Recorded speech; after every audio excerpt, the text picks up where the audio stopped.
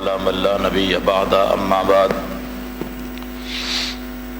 فاعوذ باللہ السمیع العلیم من الشیطان الرجیم بسم اللہ الرحمن الرحیم واذکر فی الکتاب موسیٰ انہ کان مخلصا وکان رسولا نبیا۔ سورہ مریم کے اندر مختلف انبیاء علیہم السلام کا تذکرہ ہے۔ آپ اس میں 3 نبیوں کا تذکرہ سن چکے ہیں، بلکہ 4 نبیوں کا، زکریا علیہ السلام، پھر ان کے بیٹے یحییٰ علیہ السلام، پھر عیسیٰ علیہ السلام، اور پھر جناب سیدنا ابراہیم علیہ السلام۔ اور یہ 5ویں نبی کا تذکرہ ہے موسیٰ علیہ السلام کا، اور اسی میں ہارون علیہ السلام کا تذکرہ بھی موجود ہے۔ اور میں نے یہ شروع میں عرض کی تھی کہ قرآن کریم میں جس پیغمبر کا اور اس کی قوم کا سب سے زیادہ تذکرہ ہے وہ سیدنا موسیٰ علیہ السلام ہے۔ قرآن کریم کی شاید ہی کوئی صورت ایسی ہو جہاں موسیٰ علیہ السلام اور ان کی قوم کا تذکرہ موجود نہ ہو۔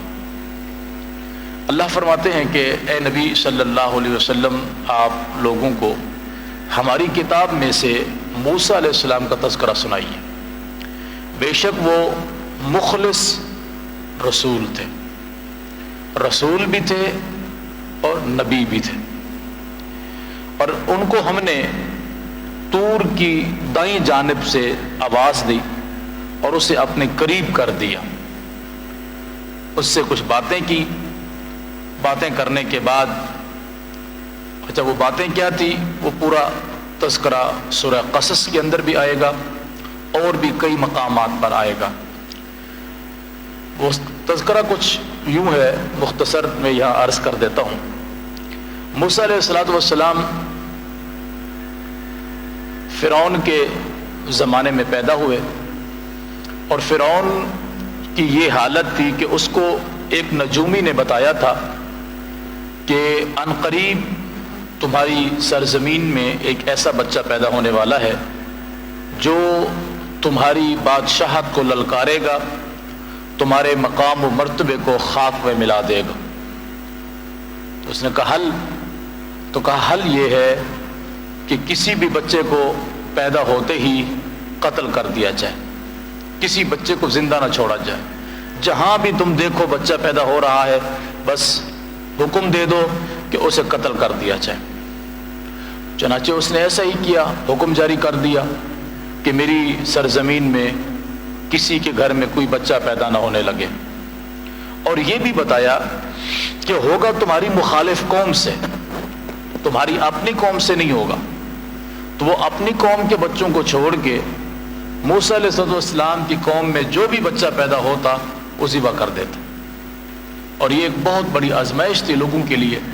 بچی پیدا ہوتی اسے چھوڑ دیا جاتا۔ اب جب ہر طرف یہ قتل ہونے لگا اور بڑا لمبا سلسلہ چلا، تو فرعون کی قوم نے کہا کہ تم یہ جو قتل کرائے جا رہے ہو ان کو تو ہم اپنا نوکر بنائیں گے، تو جب ہمارے پاس نئی نسل ہی نہیں آئے گی تو نوکر کسے بنائیں گے؟ تو کہا کیا کیا جائے؟ کہا بہتر یہ ہے کہ سب کو قتل نہ کرو، باری مقرر کر لو، 1 سال جو پیدا ہوں جتنے لوگ انہیں قتل کر دیا جائے، اگلے سال جو پیدا ہوں انہیں زندہ چھوڑ دیا جائے۔ تو موسیٰ علیہ السلام اس سال پیدا ہوئے جس سال بچوں کو قتل کیا جانا تھا، اور ان کے بھائی ہارون علیہ السلام اس سال پیدا ہوئے جس سال بچوں کو زندہ چھوڑا جانا تھا۔ تو ہارون علیہ السلام ایسے بچ گئے کہ زندہ چھوڑا جانا تھا، اور موسیٰ علیہ السلام جب پیدا ہوئے تو قتل کیا جانا تھا۔ اب ماں تھی وہ کیسے قتل کرتی؟ تو اللہ نے موسیٰ علیہ السلام کی والدہ محترمہ پر وحی نازل فرمائی کہ جب تم کہیں خطرہ محسوس کرو تو اس کو ایک صندوق کے اندر ڈال کے دریا میں ڈال دینا، ہم اس کی حفاظت کریں گے، پریشان نہ ہونا۔ اب قدرتاً موسیٰ علیہ السلام کا جو گھر تھا وہ دریا کے کنارے پر واقع تھا۔ اب وہ ایسا ہوتا کہ بچے کو جو ہے وہ دریا کے کنارے پہ چھوڑ دیا جاتا صندوق کے ساتھ باندھ کے، اور سارا دن وہ دریا کے اندر رہتے اور جب دودھ کی باری آتی پھر اس کو نکال کے دودھ پلایا جاتا. یعنی جب کبھی خطرہ محسوس ہوتا تو صندوق میں رکھ کے دریا میں چھوڑ دیتے, اور جب خطرہ ٹل جاتا تو اس کو اٹھا لیتے. اللہ کا کرنا ایسا ہوا کہ کیونکہ اللہ تعالیٰ جب کسی بدبخت سے انتقام لیتا ہے تو اس کے اپنے گھر سے لیتا ہے, یعنی جوتا بھی اسی کا اور سر بھی اسی کا. اب حکم یہ ہوا کہ اس کو چھوڑ دو. ادھر سے فوج آ گئی, پتہ چلا کہ کسی گھر میں بچہ ہے, تو ڈھونڈتے ڈھونڈتے جب آئے تو بچہ دریا کے سپرد ہو چکا تھا. جلدی جلدی میں صندوق کو رسی باندھنا بھول گئے تو صندوق بہہ گئی. اب جب آ کر دیکھا کوئی بچہ نہیں ہے, واپس چلے گئے.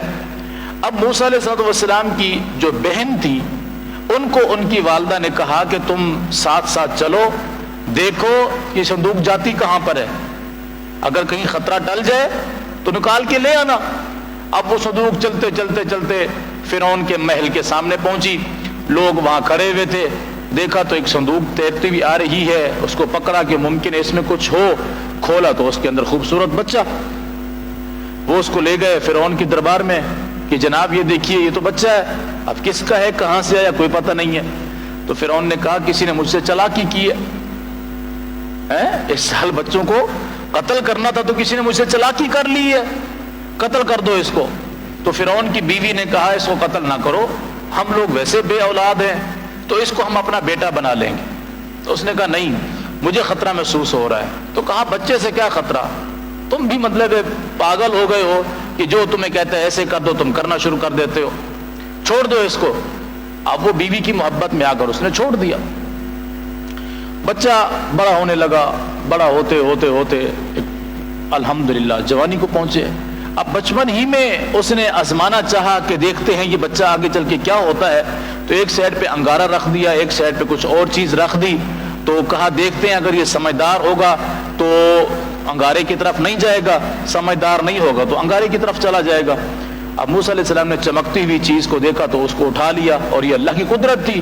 تو اس کو زبان پہ رکھا تو زبان کے اندر تھوڑی سی یعنی زبان تھوڑی جل گئی تو لکنت سی پیدا ہو گئی کہ آپ بولتے تو صحیح طریقے سے بات لوگوں کو سمجھ نہ آتی, اور یہ سب اللہ کی حکمت تھی. تو وہ بیوی کہنے لگی دیکھو اگر یہ سمجھدار ہوتا تو آپ کو ہاتھ لگاتا, ایسے تم خامخواہ ڈر رہے تھے. وہ بچہ بڑا ہو گیا, بڑے ہوتے ہوتے الحمدللہ جوان ہوئے. اب ایک دن وہ گھر سے باہر نکلے تو دیکھا دو لوگ لڑ رہے ہیں, ایک موسیٰ علیہ السلام کی قوم میں سے, ایک فرعون کی قوم میں سے. اب جو موسیٰ کی قوم میں سے تھے اس نے کہا موسیٰ میری مدد کرو. اچھا یہ جو بچہ جب فرعون کے محل میں پہنچا موسیٰ علیہ السلام تو لوگوں نے اس کو اٹھایا پیش کیا, تو دودھ پلانے کی باری آئی تو بچہ بھوکا پیاسا ہے, وہ کسی کا بھی دودھ نہیں پی رہا. اعلان کیا بھی شہر میں جتنی بھی دودھ پلانے والی دائیاں ہیں وہ ساری آ جائیں دودھ پلائیں, کسی کو بھی جو ہے کسی کا دودھ نہیں پی رہے. تو وہ بہن اسی گھر میں کام کرتی تھی, تو اس نے کہا میں ایک ایسے خاندان کو جانتی ہوں ممکن ہے یہ اس کا دودھ پی لے. اور قرآن کہتا ہے فرددناہ الی امہ کی تقر عینہا ولتحزن ولتعلم ان وعد اللہ حق. ہم نے موسیٰ کو ان کی والدہ کے پاس واپس پہنچا دیا. ہم نے وعدہ کیا تھا کہ تیرا بیٹا تیرے پاس آئے گا, تو ہی دودھ پلائے گی, سو ہم نے اپنا وعدہ سچا کر لیا. تو کہا کون نے کہا جی وہ ایک جگہ رہتے ہیں کچھ غریب لوگ ہیں, تو وہاں جو بھی بچہ جاتا ہے بس اس میں کوئی ایسی حکمت ہے کہ اس کا وہ دودھ پی لیتے ہیں. مراد اپنی والدہ تھی. تو وہ دودھ کی باری آتی تو شاہی قافلے کے ذریعے وہاں پہنچائے جاتے, وہ دودھ پلاتی پھر شاہی قافلے کے ذریعے واپس لایا جاتا. سبحان اللہ. فرعون کا دشمن فرعون کے گھر میں پرورش پا رہے ہیں. اللہ اکبر کبیرہ. بڑے ہو گئے, جوان ہو گئے. اب وہ دو بندے لڑ رہے تھے تو اس نے مدد مانگی. موسیٰ علیہ السلام نے اس دوسرے بندے کو ایسے مکہ مارا. اب بھلا مکے سے کوئی بندہ مرتا ہے؟ نہیں مرتا. مکہ مارا بندہ ختم. اللہ اکبر. اب خوف محسوس ہو گیا کہ میں نے بندہ مار دیا. میں نے تو مارنا نہیں چاہتا تھا, میں تو اسے چھڑانے کے لیے ڈرا دھمکا رہا تھا. بندہ مر گیا. اب وہ شور شرابہ ہو گیا کہ موسیٰ نے بندہ کو مار دیا. بہرحال بات آئی گئی ہو گئی. اگلے دن وہ پہنچے تو دیکھا وہی موسیٰ علیہ السلام کی قوم کا بندہ پھر کسی اور سے لڑ رہا. پھر کہا موسیٰ مجھے بچاؤ. تو کہا یار کل تجھے بچانے کے چکر میں میرے ہاتھ سے بندہ ختم ہو گیا اور آج تو دوسرے بندے کی باری آ رہی ہے. تو یقیناً کوئی شرارتی ہے, جان بوجھ کے پنگے لیتا ہے, جا میں تیری کوئی مدد نہیں کرتا. اب اس نے کہا جب تو میری مدد نہیں کر رہا نا پھر دیکھ میں تیرے ساتھ کیا کرتا ہوں. پھر اسی بدبخت نے شور شرابہ شروع کر دیا, او لوگوں کل جو بندہ مرا تھا اس کو موسیٰ نے مارا تھا. وہ چلتے چلتے بات قبیلے تک پہنچی, قوم تک پہنچی. کہا یہ بدلہ چاہیے, قتل کے بدلے قتل. موسیٰ علیہ السلام کو ایک موسیٰ علیہ السلام کا خیر خواہ آیا اور کہنے لگا آپ یہاں سے چلے جائیں, فرعون اور اس کا لشکر تیار ہو رہا ہے آپ کو قتل کرنے کے لیے. اب یہ یہاں سے چلے, آگے لمبا واقعہ ہے. تو آخر میں جب اللہ نے ان کو نبوت عطا فرمائی تو واپس جب آئے تو کہا یا اللہ میں اس قوم کے اندر کیسے جاؤں جس کا بندہ میرے ہاتھ سے مر گیا. ایک دوسرا جب میں بولتا ہوں تو لوگوں کو بات سمجھ میں بھی نہیں آتی. تو آپ ایسا کیجئے میرے ساتھ کوئی میرا جو بھائی ہارون ہے اس کو میرا خیر خواہ بنائیے, میرا ترجمان بنائیے, کیونکہ وہ مجھے بچپن سے جانتا ہے, ہم ایک دوسرے کے ساتھ بڑے ہوئے ہیں, تو میں کیا بولتا ہوں اسے پتا ہوتا ہے, تو وہ میری قوم کے لیے میرا ترجمان بنے گا. تو اللہ رب العالمین نے فرمایا وَوَهَبْنَا لَهُ مِن رَحْمَتِنَا أَخَاهُ هَارُونَ نَبِيًّا, ہم نے موسیٰ پر رحمت کی اور اسے اس کا بھائی ہارون عطا فرما دیا. اللہ اکبر. اب یہ دونوں نبی بن کر جو ہے قوم فرعون اور ان لوگوں کے پاس آئے, انہیں جا کر دعوت و تبلیغ کی. پورا ایک لمبا واقعہ ہے. اور موسیٰ علیہ السلام کو اللہ نے بہت ساری نشانیاں عطا فرمائی تھی. ان میں سے ایک نشانی یہ تھی بغل میں وہ ہاتھ ڈالتے باہر نکالتے وہ ہاتھ چمکتا ہوا ہوتا جی, ڈنڈے کو سوٹے کو پھینکتے سانپ بن جاتا مختلف شکلوں میں, کبھی اژدہا کی شکل میں, کبھی چھوٹے سانپ کی شکل میں, کبھی بڑے سانپ کی شکل میں. اور بھی بہت ساری نشانیاں موسیٰ علیہ السلام کو اللہ نے عطا فرمائی. ایک نشانی یہ بھی تھی کہ وہ خشک پتھر پر اگر اپنا عصا مبارک مارتے تو اللہ اس میں سے چشمے جاری کر دیتا. اسی طرح ایک نشانی یہ بھی تھی کہ وہ دریا کے کنارے پہ مارتے تو دریا کے اندر سے راستے بن جاتے. یہ ساری نشانیاں اللہ نے موسیٰ علیہ السلام کو عطا فرمائی, اور یہ ساری نشانیاں قوم نے دیکھی, ساری نشانیاں قوم نے دیکھی. مگر وہ ایسی کوئی گندی قوم تھی یقین جانے کہ سب نشانیاں دیکھنے کے باوجود بھی پھر بھی وہ شرک سے باز نہ آتے. اللہ نے ان کو فرعون کے جو ہے عذاب سے محفوظ کیا, ان کی نسلوں کو فرعون کے عذاب سے بچا لیا, اور دریا سے ان کو جو ہے وہ راستے دے دیے, باہر نکل گئے. باہر جب پہنچے تو ایک اور قوم موجود تھی جو بتوں کی پوجا کرتی تھی. وہاں جا کر پھر کہنے لگے موسیٰ کیسے ان کے خوبصورت چھوٹے چھوٹے معبود ہیں, ہمیں بھی ایسے بنا دیجیے. قرآن کے اندر یہ واقعہ موجود ہے.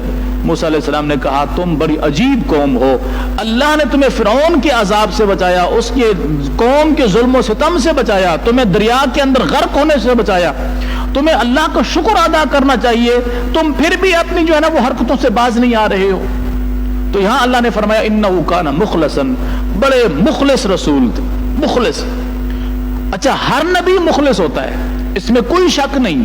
ہر نبی اپنی امت کے لیے مخلص نبی ہوتا ہے, ہر رسول اپنی امت کے لیے مخلص رسول ہوتا ہے. مگر موسیٰ علیہ السلام کا بطور خاص ذکر اس لیے کیا کہ جتنا تنگ ان کو ان کی قوم نے کیا کسی پیغمبر کو کسی قوم نے نہیں کیا.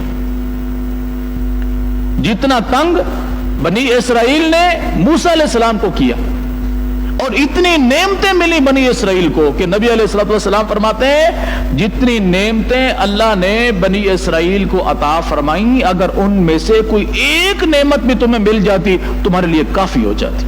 اتنی بہترین نعمتیں, آسمان سے تیار کھانا ان کے پاس آ رہا ہے. جب کھا کھا کے پیٹ بھرا نا تو گیدڑ کی طرح ٹیٹ مارنے لگے, کہنے لگے موسیٰ یہ روزانہ جو آسمان سے کھانا آتا ہے نا یہ کھا کھا کے پیٹ خراب ہو گیا.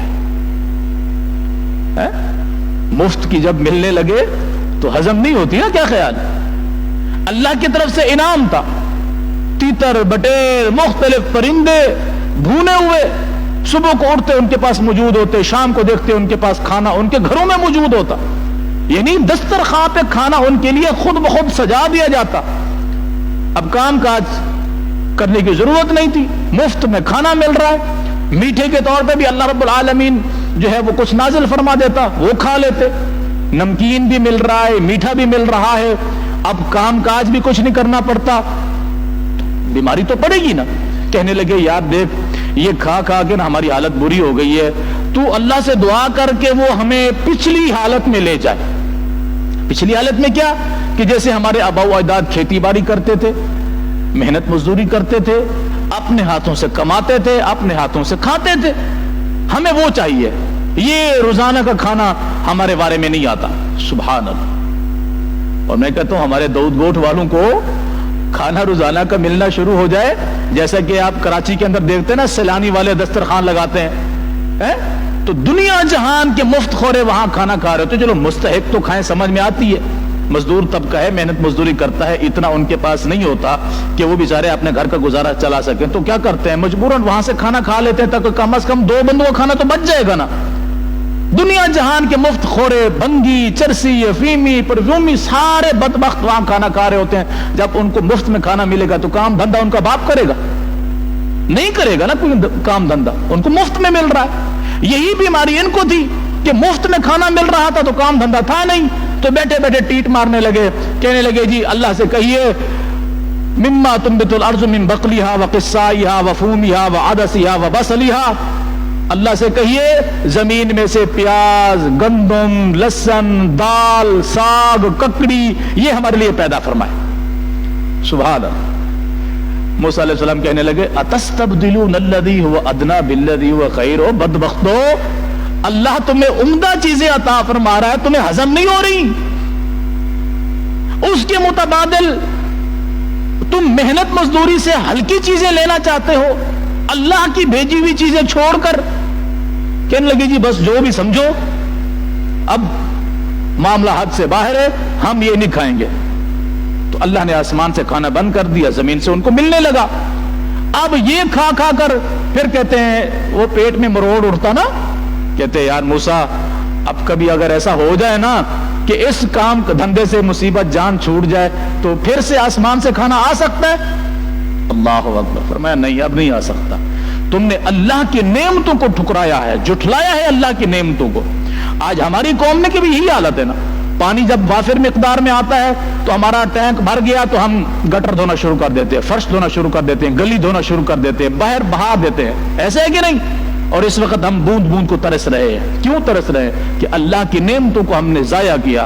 جب کوئی قوم اللہ کی نعمتوں کو ضائع کرنا شروع کر دے، اللہ نعمتیں چھین لیتا ہے، اللہ نعمتیں سلب کر لیتا ہے، پھر ذلت اور مسکینی آ جاتی ہے جو آج ہمارے اوپر ہے۔ تو اس آزمائش اور مصیبت کے باوجود بھی موسیٰ علیہ السلام اپنی قوم کے لیے مخلص رہے اور کبھی بھی اللہ تعالیٰ سے قوم کے لیے بد دعا نہیں کی، کبھی بھی۔ فرعون اور اس کے لشکر کے لیے بد دعا کی، لیکن اپنی قوم کے ساتھ اتنے مخلص تھے کہ اللہ نے ان کو بطور خاص ذکر کیا کہ انہ کان مخلصا وکان رسولا نبیا۔ موسیٰ ہمارے مخلص ترین نبیوں میں سے ایک نبی ہے جو اپنی قوم کے لیے اتنے مخلص، اتنے فکر مند کہ اللہ کی پناہ، پھر ان جیسا کوئی فکر مند اس طرح نہیں آیا۔ اور نبی علیہ الصلوۃ والسلام کے بارے میں اللہ نے کیا فرمایا؟ موسیٰ علیہ السلام کا اخلاص سب چیز اپنی جگہ پر، لیکن نبی علیہ الصلوۃ والسلام کے مقابلے میں وہ ایک پاؤ کے برابر بھی نہیں۔ جتنے فکر مند رسول اللہ صلی اللہ علیہ وسلم اپنی امت کے لیے تھے، کاش ہمیں اپنے رسول کی فکر کی یاد ہوتی، آج ہماری یہ حالت نہ ہوتی۔ حریص علیکم بالمؤمنین رؤوف الرحیم، اللہ فرماتے میرے پیغمبر تمہارے لیے اتنے حریص ہیں کہ حتیٰ کہ انہیں اپنی جان کی بھی پرواہ نہیں ہے۔ فلعلک، اللہ نے کئی مقامات پر نبی علیہ الصلوۃ والسلام کو پوچھا، فلعلک باخع نفسک علی آثارہم، حضور کیا آپ ان لوگوں کی خاطر اپنے آپ کو ختم کر ڈالیں گے؟ یہ لوگ ایمان نہیں لاتے اس لیے۔ پیغمبر ہمارے رسول آپ بس بات پہنچا دیا کیجئے، باقی ان کو ان کے حال پہ چھوڑ دیجئے۔ کئی مقامات پر کیا آپ اپنے آپ کو ختم کر ڈالیں گے اس غم میں کہ یہ لوگ مسلمان کیوں نہیں ہوتے، یہ لوگ ایمان کیوں نہیں لاتے؟ یہ لوگ شرک سے باز کیوں نہیں آتے؟ یہ آپ کی رسالت کو اور میری توحید کو قبول کیوں نہیں کرتے؟ اس غم میں آپ اپنے آپ کو ختم کر دیں گے۔ تو نبی علیہ الصلوۃ والسلام کی جو فکر اپنی امت کے لیے تھی وہ پھر کسی کبھی کو نہیں تھی۔ اللہ ہمیں اپنے رسول کی شان کو سمجھنے کی توفیق دے، ان کی فکر کو سمجھتے ہوئے اپنے اصلاح کرنے کی توفیق عطا فرمائے۔ اور یہاں موسیٰ علیہ السلام کا تذکرہ بھی اسی سلسلے میں ہے کہ اللہ نے انہیں بہت ساری صبر اور تحمل والی، برداشت والی زندگی عطا فرمائی تھی کہ انہوں نے ہمیشہ قوم کے لیے بھلا چاہا، اگرچہ قوم ہماری طرح تھی۔ اللہ ہمیں اور ہمارے تمام مسلمان بہن بھائیوں کو ہدایت نصیب فرمائے، قرآن و سنت کے مطابق چلنے کی توفیق دے، اور ہمیں اپنے نبی صلی اللہ علیہ وسلم کی شان و شوقت اور ان کے دین کو سمجھنے والا بنا دے، قرآن کو سمجھنے والا بنا دے، اور ہمیں اللہ نے جتنی نعمتیں عطا فرمائی ہیں ان نعمتوں کو اللہ قدر کرنے کی توفیق عطا فرمائے۔ نعمتوں کی ناقدری اور پھر ان کے چھن جانے سے اللہ ہمیں اور ہماری نسلوں کو محفوظ فرمائے۔ اقول قولی ھذا واستغفر اللہ لی ولکم ولسائر المسلمین۔